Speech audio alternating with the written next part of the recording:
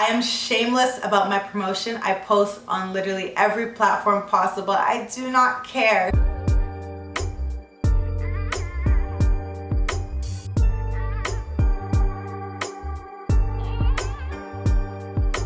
Hi everyone, welcome to my channel. My name is Reni. If you're new here, welcome, and if you're returning, welcome back. I appreciate you all for watching my channel.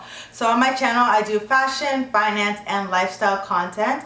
And today's video is going to be a little different than usual. It's actually going to be a Q&A about things I've learned on my first year of YouTube, and then any advice for new YouTubers. I recently did a video showing you how much I made in the past year on YouTube, and I'll link that up here if you want to watch it. But a lot of people had questions for me on like how did I actually get started, how do I create my content, different things like that. So I thought I would do a whole video rather than answer everyone's questions in the comments. So if you have other questions that I do not answer in this video, please leave them down below and I will make sure that I answer them for you. So I've grouped the questions into batches about how to get started, tools that you need to get started, content, and promotion. So we'll start off with getting started. The first question that I had was, how did you get the courage to start? And my answer, honestly, I don't know if I have a good answer for this, but I just did it. That's it. I've wanted to start a YouTube channel since I was literally, I don't know, a kid. I wanted to start a YouTube channel for a very long time. First I wanted to do a singing channel, then I wanted to do a fashion channel, and now I have a mixture of fashion and finance and lifestyle. But I have wanted to start for a long time. I just never did because I was thinking like, maybe no one will watch it, or maybe like, am I actually adding any value? Like, what is the point of me being on this platform? This is so oversaturated. I'm sure if you're watching, you may have thought of some of these thoughts before, but eventually on my Instagram, people started asking me a lot of questions, and they had people were asking me a lot of questions, especially about finance. So I felt like I had some value to add to the world, and I thought a video was a much easier way to put it out than answering every single person's question. So yeah, that's really how I got the courage to start. My logic was that if I put out a video, at least I know like a few people will watch it, because you know, my mom's gonna watch it, obviously, my partner's gonna watch it, my family's gonna watch it, you know. So that was really my logic. At least it won't get 0 views. It was my logic. So I think that if you are thinking of starting, just do it. You never know how you can blow. Like, I'm sure so many people have put out content and did not think it would go anywhere, and it has done super well. So there's no harm in trying. The worst that can happen is that you don't get a lot of views, but at least you're putting out content that you like and that you enjoy, and that's the most important thing in my opinion. Listen to this excerpt from the 5 to 9 podcast where I spoke on how I got the courage to start my YouTube channel. And check out this podcast. It's a great resource. My mindset shift was kind of like, I was like, what is the worst that can happen? The worst that can happen is nobody watches the videos, and I still make content that I like, so it's not a big deal. That's literally how I thought about it. I was like, at least my mom will watch it, and I know I'll get 1 view when I post it. If nobody likes it, it's okay. At least I tried and put it out in the world. But I've seen so many people that have put stuff out, never expected it to do well, and it does so well. So I encourage everyone, just try. If it doesn't work, it's okay. Nobody's even if someone is judging you, who cares at the end of the day?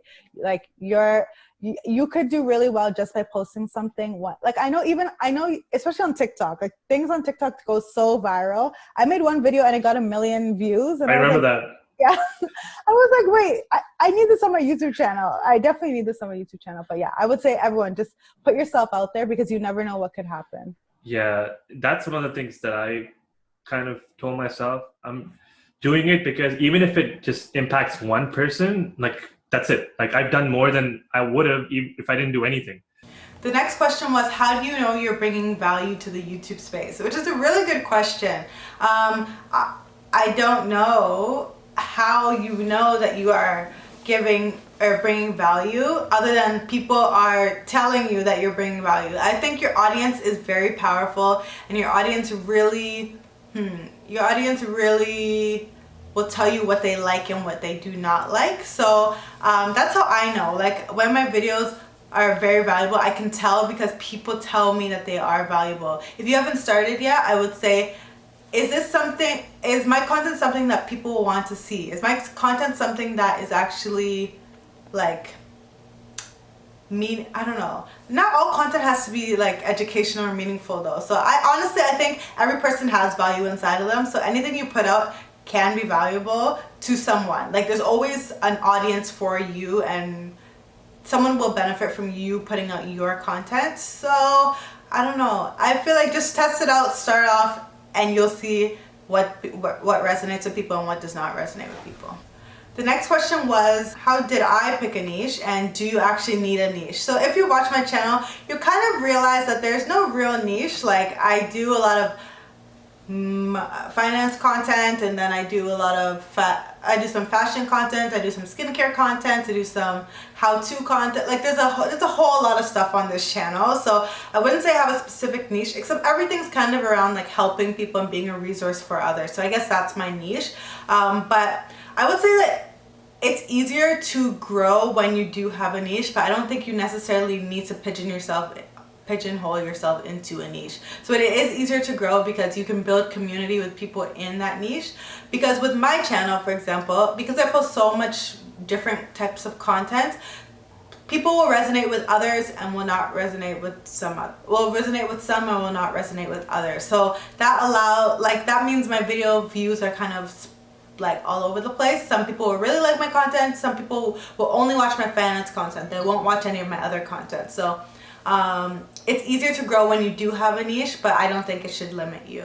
Another question that I got was, what do I do if I'm not engaging? I think if you watch my first videos, I was not engaging at all. So I think you just learn as you go, and you really develop your speaking skills as you start your channel and as you start speaking to this camera. It is very awkward at first to speak to a camera because it's like you're speaking to yourself. But over time you will get used to it and you will become more engaging. And I will say that like your personality is your personality. If you're not the most outgoing person, you're more introverted, there are a lot of people who will resonate and relate to you. There are some people I watch on YouTube who I'm like, their personality does not match at all with mine. I'm not watching their videos.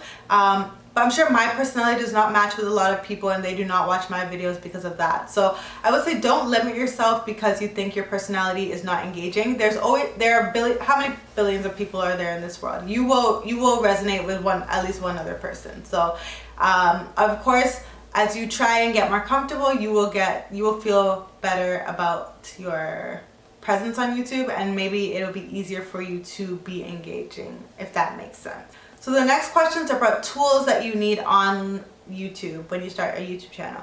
So someone said, what is the bare minimum equipment that you need to get started on YouTube? Do you need a camera and a microphone? And did you ever use your iPhone to shoot? My setup is a camera and a window. That is my whole setup. I have a microphone actually, yes I do, but yeah, that's my entire setup. There's nothing special. I don't have any lights. I don't have any, like there's really nothing special about my setup. So I would say ideally you would have a camera, but if you do not have a camera, your iPhone or whatever phone you have might be good enough if the quality is high enough. I know my iPhone is the iPhone X from like 3 or 4 years ago. It's not very high quality anymore, so I would not use that to record my videos. But if you have a newer iPhone, it's cheaper than buying an expensive camera, obviously, and then you can use that for your videos. But yeah, personally I choose to use a camera, and I have the link to my camera in the description box as well. So just to answer your question, because I don't think I did, the minimum equipment I would say is a video recording device, obviously. So either your high quality phone or a camera. Even a cheap camera can do wonders in my opinion. So if you do have a few $100s to invest in a camera, I would highly recommend that, because your video quality is important. So make sure you do that. And if your audio quality is not good, then I would also invest in a microphone. But for my camera, I think the audio quality is pretty good even without my microphone. And if you do not have good natural light like I do, like right now I have pretty good natural light that's shining on me. If you do not have this, I would invest in a ring light or some type of light, and I can list my ring light in the description box as well if you want to purchase it. But I don't use it for my videos. I mostly use it for like a reel or something that I'm doing. The next question I got was, what editing software do you use? So I currently use iMovie. A lot of people ask me what editing software, and they think it's so fancy and blah, blah, blah. Yeah, no, I just use iMovie. Nothing special at all. It's free if you have a MacBook, so yeah, I just use it. Oh, and one of the equipment that you need obviously is is a place to edit your videos. So I would say you can edit on a phone, but it will take you a lot longer than if you have a computer. So if you have a computer, most computers come with some type of basic editing software. Start off with that, and then you can upgrade later on if you need to. But at the moment, I currently use iMovie. I also have access to Adobe Premiere Pro, and I know that Final Cut Pro is another one that a lot of people suggest.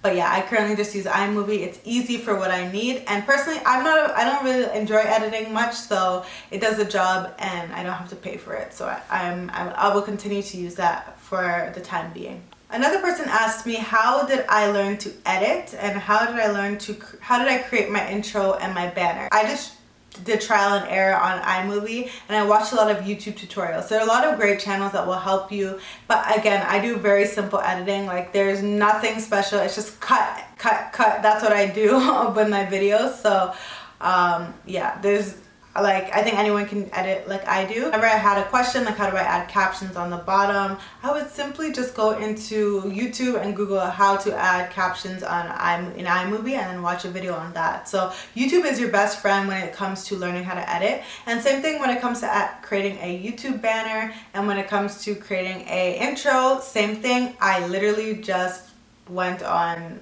YouTube and Googled how to create them. And my favorite tool for this is Canva. They have lots of templates, and you can just drag and drop your photos and your images in there. And I also, at the end of last year, I hired a graphic designer to do my banner and just my banner and my logo. So she created that, but you can just do it yourself in Canva if you want. The YouTube Studio platform also has a lot of free resources that can help you with if you need music for your video. Like the music that you see in my intro is all from Canva, is all from the YouTube Studio. So there are so many free resources. Just get into them and watch YouTube to learn how to edit and do all these things. Another question that I got was, what software do you use for your live videos that makes it so clear with your branding on it? The software that I use is StreamYard, and StreamYard is a paid tool that you have to pay for it. If anyone wants to split the cost with me, hit me up. But StreamYard is a tool that allows you to stream. You can stream live, or you can just record with somebody else on the platform. So I record with somebody else, and then I just save it and edit it and post it. That's an example here, so you can see what I'm talking about. But yeah, it's a paid tool, so you do have to spend a little coin. But I find it to be better than Zoom, because with Zoom they have their own branding on it when you do download it. Next questions are related to content. So the next question I had was, how do you consistently come up with ideas for your content? And this one is amazing because my audience comes up with the ideas for me. So for example, with this video, I had so many people asking me questions about how to start a YouTube channel. So I was like, oh, obviously people want to learn more about that. Let me create a video on that. Or if I see my analytics in my YouTube Studio and I see that a video is doing really well, I can create a video related to that. So honestly, I have a list of 80 videos that I need to do. I just haven't had time to record most of them, but your audience will tell you what they want to see. Obviously you have to put out a bit of content first, but your audience will tell you what you want to see. Honestly, just ask people what they want to know from you, what they want to see, and they will tell you exactly what they want to see. And I would say engage with your audience in the comment section as well. This is very important. And in your videos, at the end of the video, or in the middle of the video, ask them what they want to see, and they will comment down below what they want to see. Also on your Instagram stories, ask people literally, what do you want to see from my channel? And they will come through. They always do for me, so I'm sure they will for you too. Another way that I know people come up with content is that they look at trending things, and this is the way to go viral. So last year, I started using the Ordinary's product. Because it was such a basic line of products with minimal instructions, I had to YouTube how to use these products, and I saw that all these videos had so many thousands and thousands of views. So I was like, okay, now that I'm using this product and it worked for me, let me post a video on my experience with the mandelic acid from The Ordinary. And when I posted that, it started going a little bit viral, and now it has about 300,000 views. So like if you really want to go viral, you can just hop on different trends that are currently going viral. Do I follow a posting schedule and do I recommend it? So yes, I do follow a posting schedule. I post every Wednesday, sometimes multiple times a week, but for the most part every Wednesday. And do I recommend it? Yes, I do recommend it. And the reason I recommend following a posting schedule is simply because it helps create consistency with your audience, and your audience knows what to expect from you. So when you're a big YouTuber, you already have your audience established. You can disappear for a month or 2 or 3 or 6, like Shirley BNA, and like your audience will be there when you get back. But a lot of times for small YouTubers, you want people to get to know you and develop, you want to develop a rhythm with them. So I post every Wednesday. People know and expect that on Wednesdays at 12 p.m. Eastern Standard Time, Reni's going to drop a video. And yeah, they expect it. And yeah, so I do suggest doing this. And I suggest picking something that is realistic for you. So if posting once a month is realistic for you, choose that. If posting every week, twice a week is realistic for you, choose that. But like, don't say, okay, I'm gonna post every week and then post every 3 weeks. Like, that's not good. You want to build trust and build a strong connection with your audience. So I would say make sure that whatever you choose, you are consistent. Another question that was asked was, how do I balance YouTube and Instagram posting? When I edit, I usually create all the content at once, which makes it helpful for me. So for my YouTube videos, I will edit the video, and then I will find, as I'm editing, I'll find like maybe the funniest part or the most engaging part, and I'll cut that and create a video out of that and post that, and then save that to post to Instagram TV after. So I do it all at once, and then as I'm listening, as I'm editing as well, if I see that, oh, this is a point that somebody will find very interesting, I'll make an infographic out of that post as well. So I would say I batch create all my content, and then I post it on the day of. So it seems like I'm doing a lot, but I'm not. I do it all in one day. The next question was, how much time do you have to dedicate to YouTube, and what is the most time consuming part? So how much time really depends on you. So what I do is I will record 4 videos in one day. So I will take one Saturday and be like, okay, I'm gonna record these 4 videos back to back to back to back, change my outfit, and then yeah, I record 4 different videos in a day, and then I will edit them the next day. So on the Sunday, I will edit 4 videos back to back to back to back, edit the Canva post, edit the Instagram TV post, and then I'm even create a Twitter thread if it's relevant, and then I'm good to go. So that's like 2 days of my time, but then I'm posting those 4 videos out for the next month. So the next 4 weeks are posted, are ready to go. So this is my approach to it. It's only 1 weekend a month that it takes me, but I know that if you are doing like vlogging, that's obviously a daily thing. If you are doing other content, like it can take much longer. And I am very simple with my editing as well, so like there are different factors that will come into how long it takes you to post and edit, and how long YouTube takes you, and it's you get to determine your schedule, which is the best part about it. And the second part of that question was, what is the most time consuming part? I would say the most time consuming part is the editing for me, just because I'm kind of slow at editing. I'm getting better, but like it just takes me a few hours to edit a simple video, unless I'm not yeah, honestly it takes me a few hours because I like to listen to every single minute of the video and make sure no mistakes are made. So that's an issue. I would like to outsource this. If you know a good editor, hit me up. Another person asked, how do you know when the best time to post is? This depends on your audience and your analytics. So YouTube Studio is your best friend. Go into YouTube Studio and it will tell, as you start posting a bit, it will tell you when your followers are active, and then it will give you analytics on when to post.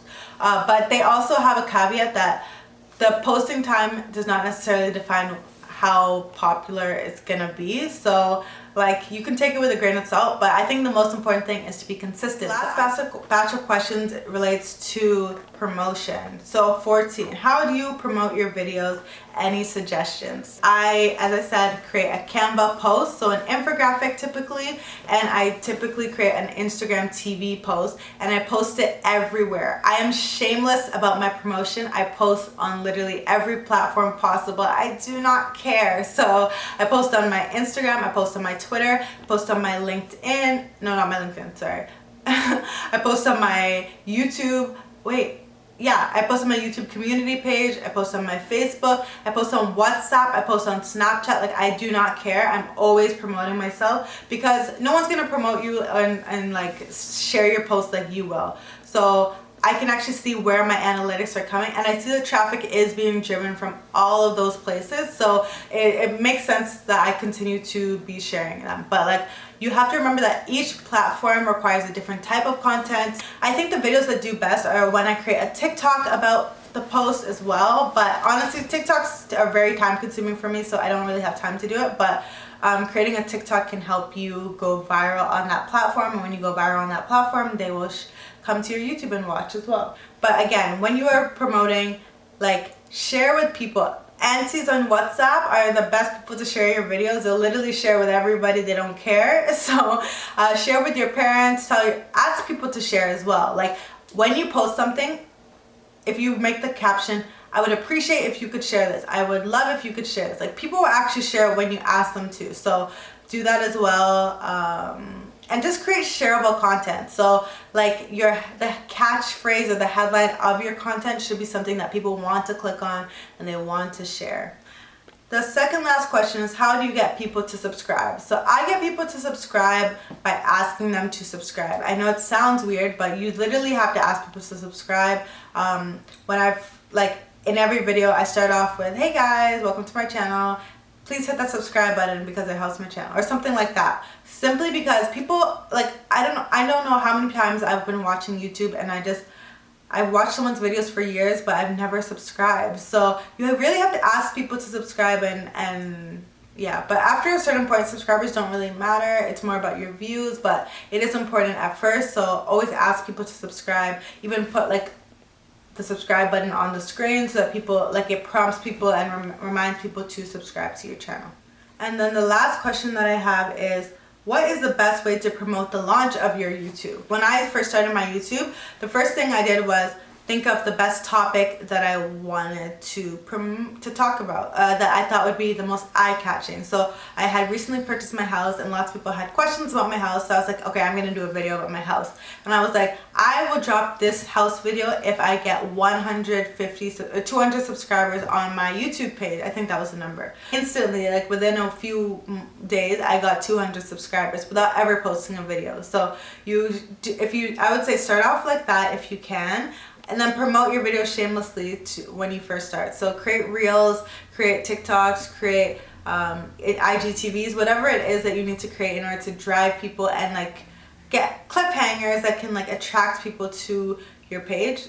Always good. Nobody else will promote it like you will, so it's in your best interest to do it. If you're gonna put in all this time and effort to starting a channel, you want to promote it as much as possible. You can also join a bunch of Facebook groups. Those people will help you with tips and tricks and stuff like that. However, like, sometimes they want to do subscribe for subscribe. Like, they'll subscribe to your channel if you subscribe to theirs. This hurts your channel long term because they won't actually watch your videos. They'll just subscribe to your videos, so it doesn't help you with your click-through rate or anything like that. So I would avoid that, but there are lots of good tips and tricks. And just connecting with people in your niche will also help. If you can also post your videos on websites like Quora or Reddit. So if someone has a question about TFSAs, I will post the link to my video about TFSAs in the comments, and it will drive the traffic up because people are going there. Yeah. And another way is to collaborate with people that you know in your niche. If you are starting a finance channel and you already know a finance YouTuber, ask them if you can be on their channel or if they can do a video on your channel. This will drive your channel up because their subscribers now have access to you, and they will want to subscribe to your channel if you provide good content. So yeah, those are a few of my tips. I think that's it for this video today. If you have more questions, just leave them down below. I'm more than willing to help. I love helping people out with this sort of stuff because I had a lot of people who helped me and answered my questions when I first started. Thank you all for watching. I hope you enjoyed this, and I will see you in the next one. Bye!